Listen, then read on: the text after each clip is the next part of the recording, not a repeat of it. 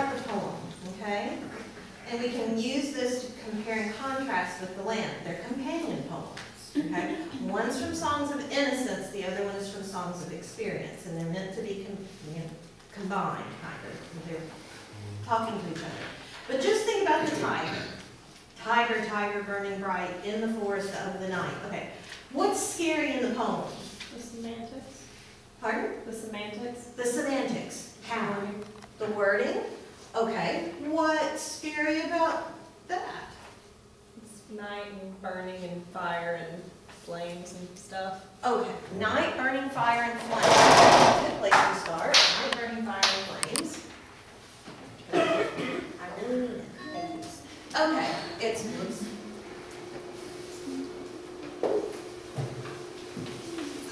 we've got night. Night. What else is scary? Deadly terrors.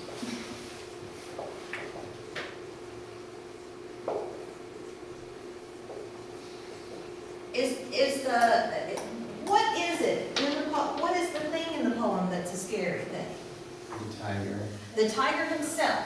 I want you to find me every adjective that is scary about the tiger. Every adjective. Dread. Dread. Dread what? Dread hand and dread feet. Okay. Dread. Find me another scary word. Deadly. Deadly what? Fearful. Oh, deadly. Deadly terrors. Terrors. Pardon? Fearful symmetry. Fearful symmetry. Okay.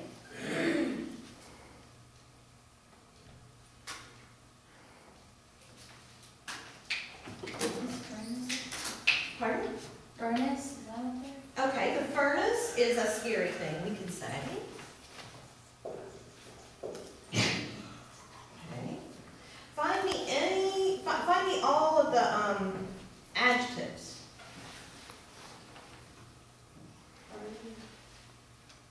Immortal hand.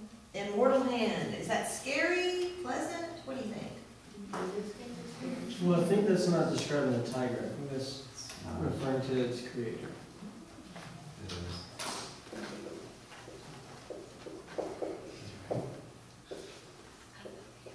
Okay.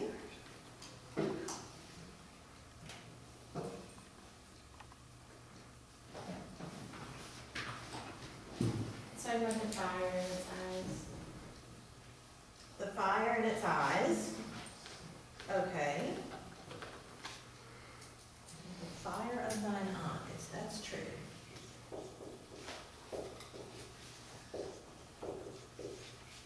Okay.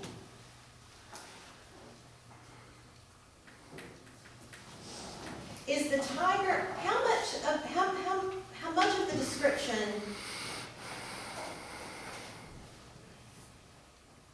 what is the scary thing in the poem?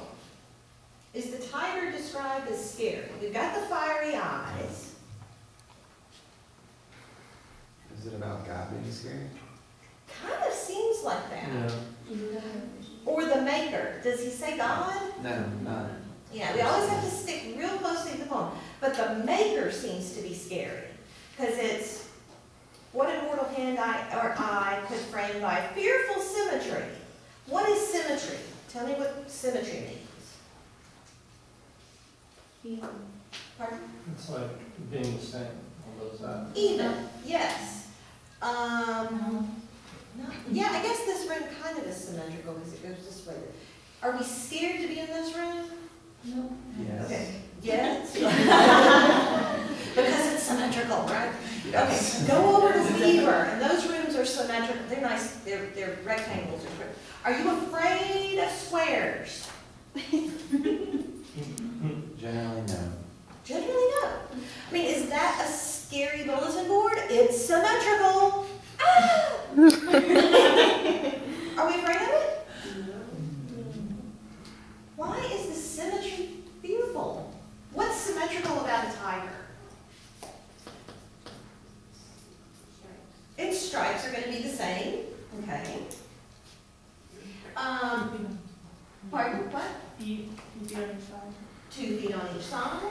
2 eyes, they would be symmetrical. Is it like saying that the maker and the tiger are symmetrical to each other? No, I think that he's saying that it's I think that the tiger is symmetrical because he would have even stripes on both sides and he would be balanced. But what's beautiful about that symmetry? Why is it scary? I mean, we theoretically ought to kind of be symmetrical, you know. We're kind of the same on both sides, right? Right? Are we? More or We less. have 2 legs and 2 arms and, you know, for the most part, we're symmetrical, right? I mean, and that's one of those things that they say that studying the beauty and all of that people are attracted to people who are most symmetrical. You know, you have even everything, okay? So it's kind of strange to think about fearful symmetry, but okay, we'll give him that and we'll figure out what's going on. In what distant deeps or skies burnt the fire of thine eyes? Okay, fiery eyes, yes. But what about in what distant deeps or skies? Does that sound scary? Distant deeps and skies. Is there a word in the syntax there that makes it kind of... Distant deeps? Repeat it. In what distant deeps or skies burn the fire of thine eyes? What did Well, you it's saying deeps. And they're Like, distant deeps, mysterious, right? And where would that be?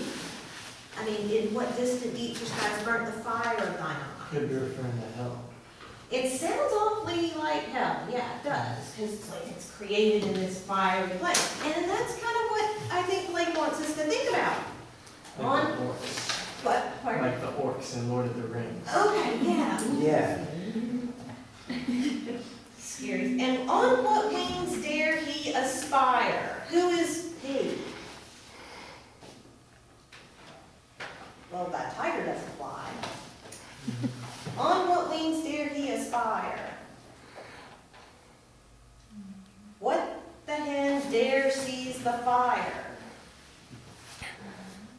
Means us. Us? The reader. Why the reader? Oh, that's a question. Oh. Really? Who is the he in the poem? The maker. And we might hold on to that. Okay. The maker of the tiger is going to aspire. On what wings dare he aspire? Do you know the story of Icarus and Daedalus? That there were 2. There was a father and a son, and they were stuck on an island. And Icarus and Daedalus made wings out of feathers and wax. And Icarus, he said, just don't fly too high or the wax will melt. Too high, This is Icarus. He flew too high.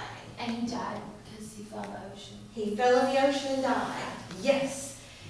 And so on what wings dare he aspire? He thought he could make himself a bird, you know, flew too high. And so maybe there was too high.